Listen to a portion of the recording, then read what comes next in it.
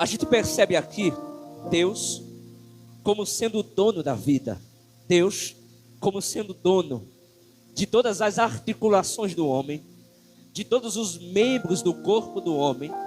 Deus conhece aquilo que necessitamos, e com precisão Deus tem a capacidade de operar qualquer necessidade na vida do homem.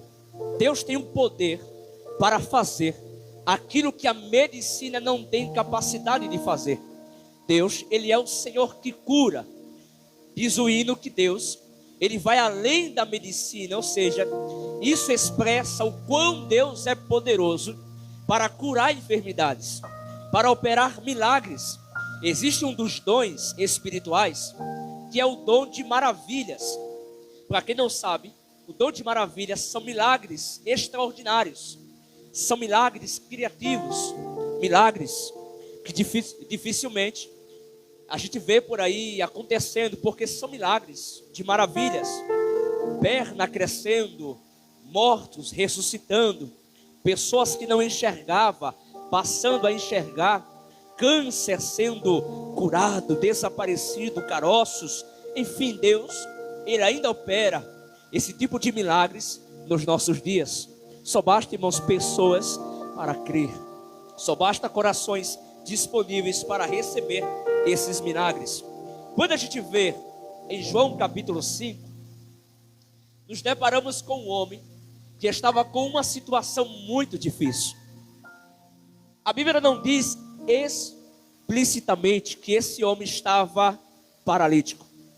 Você não vê na Bíblia Deus, Jesus, falando que esse homem estava paralítico, mas esse homem se achava enfermo. A única coisa que a Bíblia vai dizer a respeito desse homem é que ele se achava enfermo. A Bíblia não diz que ele era paralítico. Porque dá-nos a entender, irmão, que ele era paralítico. É que Jesus, quando vai curar esse homem, Jesus diz: levanta e anda. Dá-nos a entender um tipo de impossibilidade, um tipo de paralisia que cercava esse homem.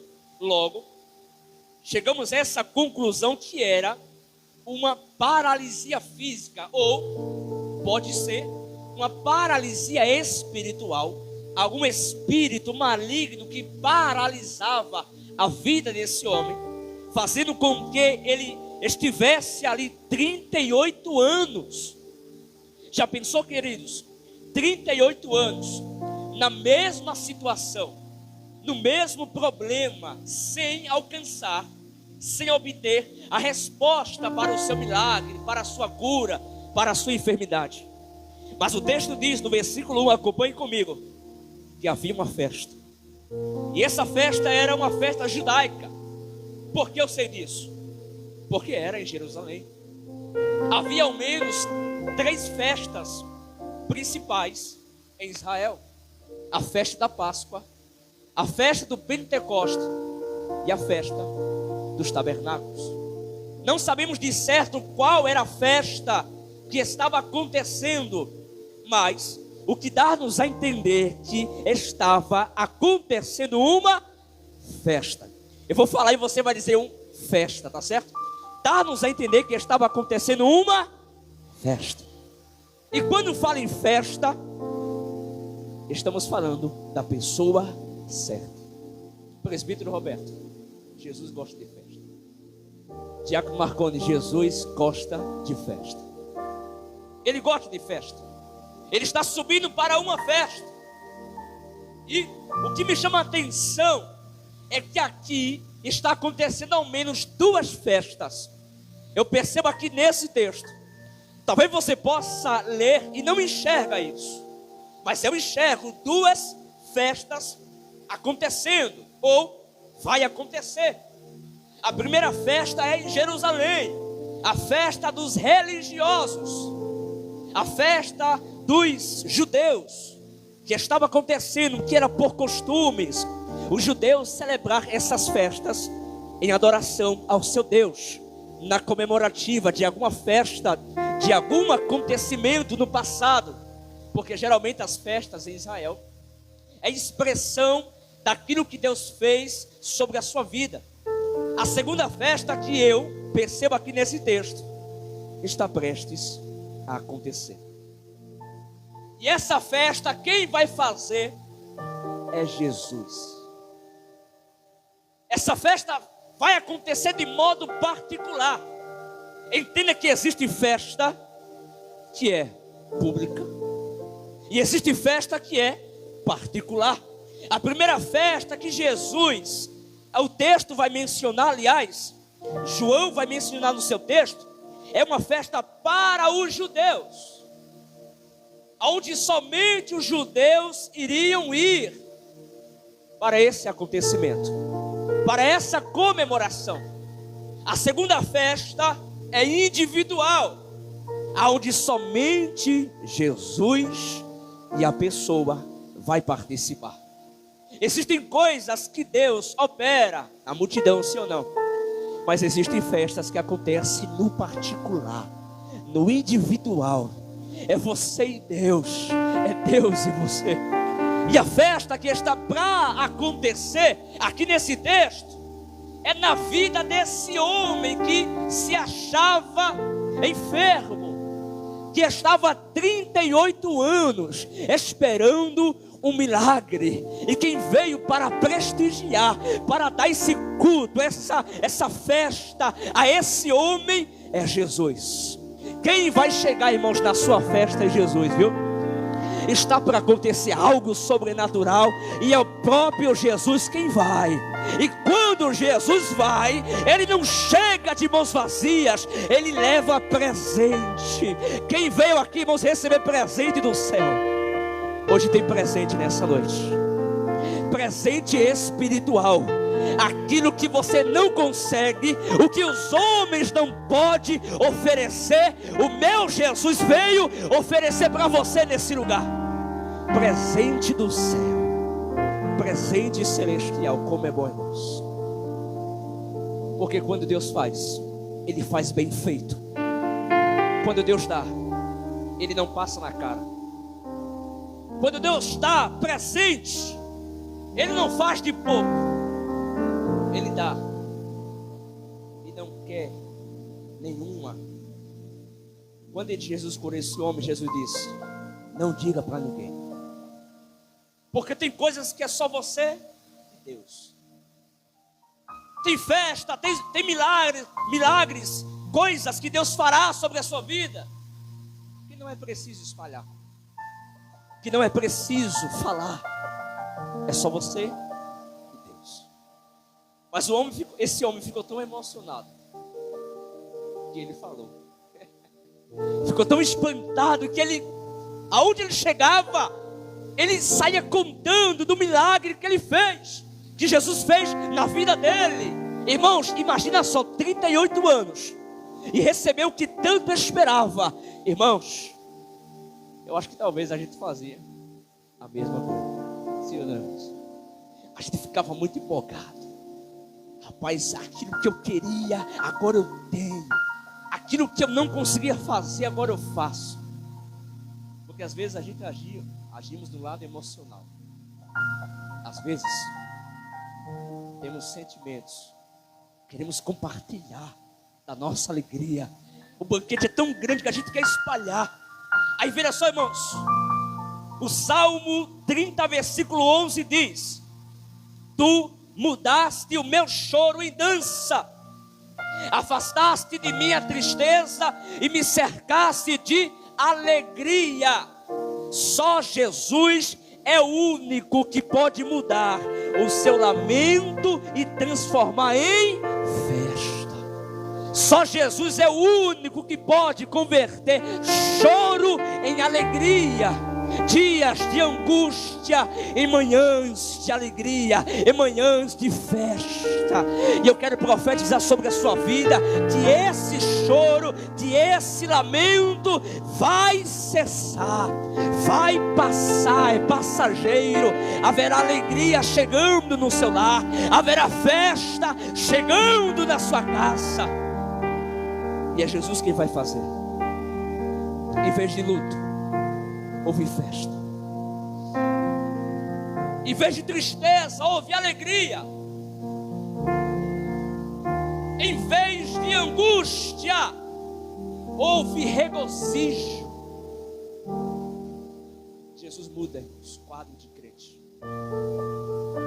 O que eu percebo aqui é que esse lugar, versículo 2, a Bíblia fala de uma porta das ovelhas.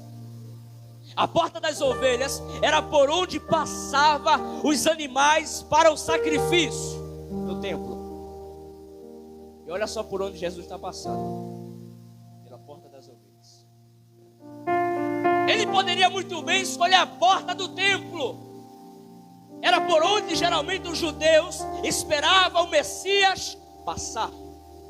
Mas a porta que Jesus passa é a porta das ovelhas.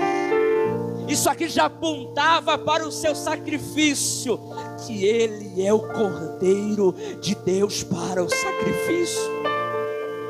Então Jesus, antes de ir para a festa, ele vai para o tanque. Ele vai para a porta das ovelhas. Ele escolhe a porta diferente, o que na maioria das vezes poucas pessoas escolhem. Geralmente as pessoas correm atrás aonde é prazeroso aos seus olhos, aonde o ambiente está bom. Nós seres humanos somos levados por isso. Queremos estar em ambientes bons, em ambientes alegres. Mas Jesus escolhe um ambiente de dor. Jesus escolhe um ambiente de tristeza, de lamento. Em vez de se alegrar em Jerusalém, na festa dos judeus, ele está indo se alegrar onde só tem luto, tristeza, dor, angústia. Mas é lá que será o palco do milagre de Deus. Às vezes Deus vai te tirar de ambientes que talvez você queria estar, para ir em lugares que você não queria estar. É porque lá Deus vai te usar. É porque lá, irmãos, sairá palavras de edificação da sua boca. Eu estou diante de pessoas aqui que Deus levanta como esperança para uma sociedade doente. Deus nos levanta para levantar o caído, para alegrar aquele que está triste, para trazer vida onde existe morte. Glória a Jesus. Aí veja só, irmãos, Jesus está indo. Só que o que eu percebo nesse texto é que Betesda é o lugar onde tem esperança. Como é que o camarada passa 38 anos e não sai do lugar? Se ele não saía porque ele tinha esperança. Sim ou não? Ele tinha esperança. Como é que você bate na mesma porta e não tem solução, mas mesmo assim você permanece lá? É porque existem coisas que têm propósitos de Deus. Às vezes você não entende o porquê. Insiste na porta que está dando errado, insiste no caminho que está dando errado. Mas existem vidas que foram marcadas para algo de Deus acontecer. Por isso, queridos, permaneça no lugar que Deus te colocou. Por mais que aos seus olhos esteja improvável, difícil, não vai acontecer. Mas eu quero dizer hoje que vai chegar o tempo que Deus vai chegar na sua vida, na sua casa, e as coisas vão andar. Vai começar a dar certo, assim diz o Senhor. Vai começar a fluir. Lá em Jaçuí, Mereias. E ele está lá. Porque tem coisas que só Deus faz. Você pode tentar com qualquer pessoa, pode bater na porta de qualquer curandeiro, pode, irmãos, não vai acontecer nada. Lembra do homem que nasceu cego? João capítulo 9. Os discípulos perguntaram ao Senhor: quem pecou, ele ou seus pais? Jesus disse: nem ele pecou e nem os seus pais pecaram, mas assim aconteceu para que o poder de Deus se manifestasse sobre a sua vida. Porque Lázaro teve que ficar 4 dias no sepulcro para Jesus chegar. Existem coisas que Deus permite. Deus permite. E é necessário. Porque tem pessoas que carregam testemunhos.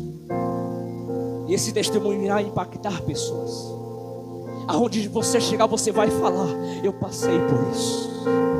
Eu também passei por essa dificuldade, por essa porta, por esse problema. E sabe o que eu fiz? Deus mandou eu esperar.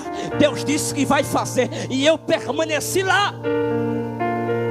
Porque tem marcas que são testemunhos para impactar pessoas. Imagina o testemunho daquele homem: eu passei 38 anos no lugar, não recebi o milagre, mas eu permaneci lá, porque alguma coisa iria acontecer. E quando pensar que não, veio um homem, chegou para mim e disse: ei, levanta, pega a tua cama e anda. Aí ele saiu espalhando, irmãos. Ele ficou igual criança quando ganha um brinquedo novo. Ele saiu dizendo: foi Jesus que me curou. Ele mesmo disse: pega a cama e anda. Ele não quis nem saber que era dia de sábado, irmãos. Ele saiu espalhando. Porque os judeus não trabalham no sábado. E a festa era dia de sábado. Aí Jesus desce lá no tanque, na porta das ovelhas, versículo 3. Neste lugar estava uma grande multidão de enfermos. A Bíblia diz que existia 5 alpendres. O interessante é que o número 5 na Bíblia expressa a graça de Deus. Aqui estava de fato a graça de Deus operando. Somente Deus para os alcançar. E esse povo, essa multidão de pessoas, expressa a condição humana que nós somos. Pecadores necessitados da graça de Deus. Esse ambiente expressa, irmãos, a humanidade sem Cristo Jesus. Esse ambiente expressa as pessoas que ainda não se decidiram para Cristo. Estão enfermos. Estão paralíticos, impossibilitados de andar, estão cegos, sem visão espiritual, estão entrevados. A condição desse tanque é a condição da humanidade sem Deus, porque sem Deus nós somos paralíticos espirituais, porque sem Deus nós somos cegos espiritualmente. Sem Deus não escutamos. Sem Deus não damos ouvido para o evangelho sendo pregado, sendo anunciado. A Bíblia diz que o Deus desse século cegou o entendimento das pessoas. A gente prega as escrituras hoje, mas parece que entra por um ouvido e sai pelo outro. Hoje, irmãos, as necessidades terrenas, as coisas do mundo têm ganhado mais prioridade do que as coisas de Deus. Hoje os valores estão invertidos. E nós precisamos urgentemente voltar à verdadeira casa de Betesda. Aqui, porque Betesda significa misericórdia. E não estava tendo misericórdia aqui nesse texto. Existiam muitas pessoas, e o texto diz que existia um anjo. Esse anjo descia no tanque, agitava essa água. Aqui eu entendo que isso é uma metodologia dos judeus. Aqui é um mito, é um ritual, no meu entendimento. Porque se o anjo fosse de Deus, não iria causar confusão. E por que Deus só curava um? Havia competição no tanque. Se você vê nos manuscritos antigos, esse anjo não aparece. Isso aqui talvez foi uma tradição que os judeus, pela sua religiosidade, acreditavam nesse possível milagre que acontecia no tanque. Um movimento estranho. Nem todo movimento é Deus que está nele. Nem toda cura é é Deus que está nela. Entenda, queridos, devemos saber discernir os movimentos que vêm de Deus e que não vêm de Deus. Deus nunca vai causar movimento para trazer confusão. Deus nunca vai causar movimento para trazer disputa. E o primeiro que descesse no tanque seria curado. Imagina quantos mergulhos ao mesmo tempo, porque só um era curado. Que Deus de confusão é esse? Que Deus de bagunça é esse? Mas o verdadeiro movimento vai acontecer agora. Jesus, aquele que tem o verdadeiro movimento, ele está prestes a chegar nesse tanque e marcar a vida de um homem. E o mesmo Jesus de Betesda, que chegou na vida daquele homem, está hoje na igreja, na Iademic. E quem veio para receber, irmãos, o verdadeiro movimento hoje. Quando Deus aviva a sua igreja, Ele não causa disputa, Ele não causa competição. Não estamos aqui para competir quem prega melhor, quem canta melhor, quem traz a melhor mensagem, não. Estamos aqui para adorar ao nosso Deus. E na proporção da adoração, aí acontece o verdadeiro movimento. Eu duvido, irmãos, quando Jesus movimentar você ficar parado. Irmãos, todo avivamento, irmãos, vai gerar um movimento de Deus no nosso coração. Aquele homem saiu nas ruas pregando, falando, testemunhando do que Deus fez. Assim vai ser sobre a sua vida. O que Deus vai fazer sobre a sua vida, irmãos, vai percutir, vai causar um grande percurso. As pessoas vão saber, as pessoas vão ser notificadas do que Deus vai fazer. O milagre vai acontecer. Você vai ficar igual menino, igual criança.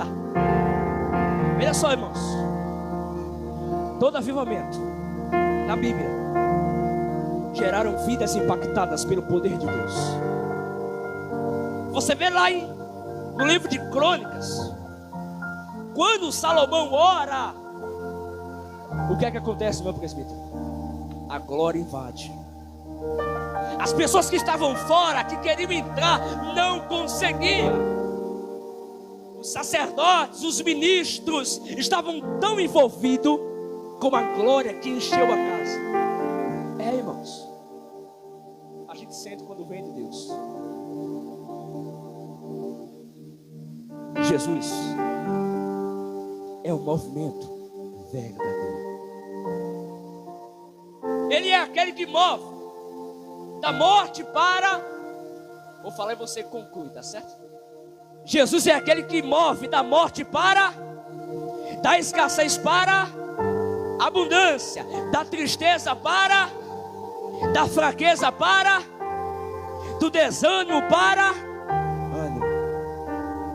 Ele causa o verdadeiro movimento. Pareceu uma escola, né, irmãos? Ele faz o verdadeiro movimento. O que me chama a atenção é que a igreja de Betesda aqui não se preocupava com o seu próximo. Imagina a confusão, irmão. Um querendo chegar primeiro. O camarada que está há 38 anos aqui, ele disse que toda vez que ele ia, alguém passava na sua frente. Competição. Logo, a casa que era misericórdia não tinha nada de misericórdia. Era cada um por si e Deus por todos. Cada um pensava no seu problema. Não, eu quero chegar, eu vou primeiro. Talvez os mais bravões, os mais valentes, passavam na frente e eram curados. Se de fato existia esse anjo que curava. Aí veja só, irmãos, não tinha nada de misericórdia. Cada um só pensava em si mesmo. Aqui eu percebo, aqui nesse texto, duas igrejas. A igreja do tanque de Betesda, que é uma igreja competitiva. Isso combate, isso confere muito ao nosso estado atual. Uma igreja competitiva. uma igreja que busca reputação, que briga por disputas, por cargos, por posições. A primeira igreja do tanque de Betesda é essa, uma igreja que gera confusão, que não pensa no seu próximo, que não vê Deus na vida dos outros, que só pensa que só Deus usa ele, só Deus me usa, só Deus faz. Não, se eu não pregar, não acontece. Se eu não cantar, nada acontece. Coitadinho de tu, pobre, miserável, cego e nu. Essas são as características que Jesus falou. São pessoas que estão cegas espiritualmente. São pessoas que pensam somente no seu egocentrismo. Pessoas soberbas. Infelizmente. Mas aqui tem uma segunda igreja. É uma igreja que vai ser descoberta. É uma igreja que vai nascer. É a igreja da fonte. E o primeiro discípulo é um rapaz que está há 38 anos na igreja da disputa. O primeiro pregador é esse homem que há 38 anos está ouvindo uma mensagem fraca, uma mensagem que não traz solução. Ele é o primeiro pregador. Ele foi o primeiro discípulo a espalhar que a igreja da fonte existe. A igreja da fonte que está alicerçada em Jesus existe. E aqui nessa noite, deixa eu ver se tem aqui, irmãos, pessoas que foram alcançadas pela fonte, por Cristo Jesus. Nós não estamos alicerçados em nenhuma fake news, em nenhum ensinamento errôneo, não. Estamos alicerçados em Jesus. Nós não somos igreja do tanque. Nós não surgimos de um movimento qualquer. Nós não surgimos ali na esquina, na rua, não sei lá de quantas. Nós surgimos a partir de Cristo Jesus. A igreja da fonte está alicerçada em Jesus. Nós estamos alicerçados em Jesus. Glória a Deus.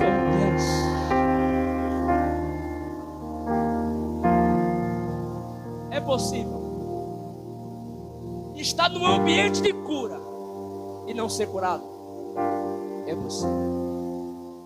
É possível estar em uma igreja avivada e não ser avivado. É possível. É possível. Você vê o cenário aqui. Como o homem está num ambiente de cura e durante 38 anos não é curado? Tem alguma coisa errada. Aí veja só, irmãos, ele estava lá 38 anos no ambiente de milagre e nada de receber o seu milagre. Isso aqui, irmãos, isso se aplica à nossa realidade. Quantas pessoas hoje, às vezes o culto está pegando fogo, como diz a gíria aí dos pentecostais. Está pegando fogo, o manto está muito forte. Aí quando termina o culto, a pessoa diz: eu não senti nada. Aí vai culpar o pregador. É uma mensagem, não falou comigo. A mensagem não foi para mim. A mensagem não foi o que eu esperava. Quem disse que a gente vem ouvir o que a gente espera? Quem disse que a gente vem aqui para a igreja medir palavras? Não, eu vou passar um pente fino. Aquilo que servir para mim, eu pego. O que não servir, eu descarto. Porque às vezes, irmãos, a gente está nos acostumados. Isso fala de termo geral. Queremos só ouvir o que viemos escutar naquela noite. Às vezes nosso coração está machucado e a gente quer ouvir Deus é contigo. E a gente quer ouvir vai chegar o seu milagre. Só que às vezes Deus pode falar diferente. Às vezes Jesus não vai falar. Levanta, ei. Agora, levanta. Toma aí, receba. toma a chave, toma a cura. Não. Ele fala assim: tu queres? Porque a expressão tu queres, isso implica de você uma resposta. Porque não é só Deus querer, você quer. Deus quer fazer, mas tu quer receber? Porque, irmãos, milagres requer responsabilidades. Quem pegou essa palavra aqui? Milagres requer responsabilidade. Você está preparado para o que Deus vai fazer? Então também se prepare para as suas responsabilidades. Saiba lidar com a sua nova fase. Haverá uma fase que Deus vai mandar sobre a sua vida, mas Deus diz: ande de acordo, ande como merecedor. Porque às vezes o camarada quer ser alguma coisa, mas não parece que é. Não parece que é. Só é de nome, só é por status, mas é vazio. Não condiz com aquilo que ele é, ou que foi nomenclaturado a ele. Não condiz. Aí veja só, irmãos. Aí Jesus chega para aquele homem. Já vou finalizar, falta 4 minutos. Jesus chega para aquele homem e diz: tu queres ser curado? Porque a primeira cura é mentalmente, é psicológica. A Bíblia diz que esse homem estava há 38 anos e se achava enfermo. Logo a primeira cura que Jesus operou foi na sua mente. Ele quis tirar aquele ambiente, aquele pensamento de impossibilidades. Jesus quis quebrar toda objeção na mente do homem. Ele se achava enfermo. A Bíblia não diz ele estava enfermo. A Bíblia diz ele se achava enfermo. É a Bíblia que diz. Tem coisas que somos nós que projetamos. Tem situação que é você que projeta. Está entendendo? Tem coisas que somos nós que criamos. Tem aquela expressão que tem pessoas que fazem uma tempestade com um copo d'água. Não é assim como você está pensando. Jesus quer curar a sua mente hoje. Você é curada, você é sarada, você é sarado. O sangue de Jesus te libertou, o sangue de Cristo te curou hoje. Saia dessas portas saltando com a sua cama na mão, com uma bagagem na mão. Largue o seu passado para trás. A partir de hoje é vida nova. A partir de hoje é vida de testemunho. Aquilo que você pensava que era, Jesus está dizendo: você não é. Hoje eu tenho nova identidade chegando para você. Hoje eu tenho nova identidade para crentes dessa noite. Deus tem uma nova identidade para você. Jesus disse para aquele homem: você quer ser curado? Olha o que o camarada vai responder: mas eu não tenho ninguém. Parece até engraçado, né, irmãos? Mas eu não tenho ninguém que me pegue, me coloque no tanque. Olha só, que o problema era psicológico. E talvez, creio que também espiritual. Você percebe o quão a mente desse homem estava enferma, precisando da cura de um dos maiores, o maior psicológico, Jesus. O maior terapeuta. Ele entende da nossa mente, ele entende da nossa alma. Fique bem, igreja. Ele entende do que você necessita hoje. Ei, o seu milagre depende da sua resposta. Vamos repetir isso? Diga assim: o meu milagre depende da minha resposta. Jesus está dizendo hoje: quer ser curado? Quer ser abençoado? Quer prosperar? Quer se colocar de pé? Quer ser usado por mim? O que você vai responder hoje? Responda, irmãos. Responda de coração. Abra o jogo para Jesus. Diga: Jesus, eu quero, mas eu não consigo. Eu quero, mas eu estou impossibilitado. Aí Jesus disse para o homem: Eu conjecturando. Ei, Major. O que tu precisa não vem desse tanque. O que tu precisa não vem dessas pessoas. Você não depende de homens. Você não depende de lugares, de ambientes, de movimentos para fazer acontecer. E agora eu estou dizendo para você: tu está preparado? Levanta, toma a tua cama e anda. Aí lá vai o homem. A Bíblia diz que ele estava deitado. Ele se assenta, aí se levanta. Pegou a sua cama, talvez alguns lençóis, algum colchonete de palha, não sei como eram os colchões na época. Uma coisa a se estudar, como eram os colchões na época de Jesus.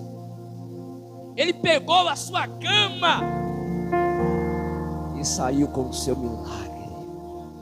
Hoje você vai sair dessas portas de cabeça erguida. Sabe aquele projeto que você colocou nas mãos do Senhor? Deus está dizendo: ele está de pé, ele vai acontecer. Sabe aquele problema que você colocou nas mãos do Senhor? Deus está dizendo: ele vai ser resolvido, ele vai ser solucionado. Saia hoje de cabeça erguida. Ande por Timbaúba, nos altos, nos morros, nas ruas, dizendo o que Jesus fez na sua vida. Haverá testemunhos, haverá milagres que Deus vai fazer. Vai lá e te assoberania, Senhor. Muito obrigado por essa palavra, Senhor. Te agradecemos porque o Senhor liberou uma ordem nessa noite. Não foi o homem quem fez, não foi o homem quem disse, foi o Senhor. E a ordem para nós nessa noite é: levanta, toma a tua cama e anda. Eu declaro ser um tempo novo chegando na vida da tua igreja. Um tempo de caminhos, um tempo de trajetória, de caminhada, a qual os teus filhos vão trilhar, Senhor. Eu repreendo toda paralisia, eu repreendo todo ambiente de impossibilidades nessa noite. Eu repreendo toda cegueira, todo problema na mente nessa noite. Tudo que está impossibilitando você receber o milagre, hoje seja repreendido, seja destruído esse poder das trevas, esse poder, esse pensamento na sua mente, essa negatividade hoje caindo por terra, em nome de Jesus.